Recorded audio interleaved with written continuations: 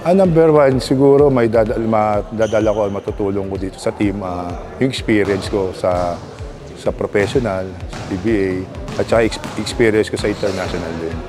Kasi malaking bagay yun, kahit paano. Iba kasi ang laban sa international. Mas sa competition talaga, mas mabibigat din yung mga kalaban natin. Ilang beses nga po yung represent tong country natin? Pangalawang beses na ngayon.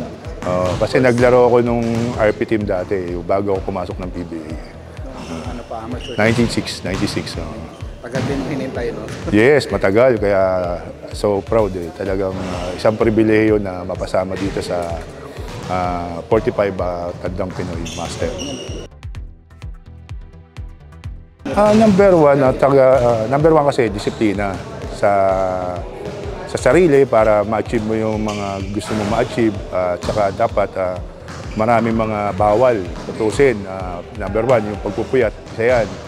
Tapos matulog ng tama, isa yan. Tapos makinig sa mga sinasabi ng mga coach para lahat ng mga advice nila mapulot mo, may apply mo sa paglalaro mo.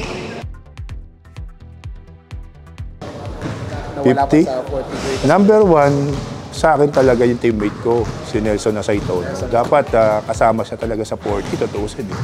Pero sabi nga, may kanya-kanyang mga opinion o desisyon ng PBA boards kung talaga kung sino ilalagay sa 40. Ngayon sana sa 50, mapasama talaga siya.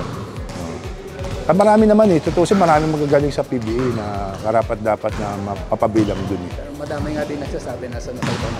Yes, matagal na dapat. Kasi yung iba nauna pa kaysa sa kanya. Kaya medyo, siyempre, wala naman kaming sama ng loob sa PBA. Pero dapat, tinignan din nila yung na ambag ng tao sa PBA.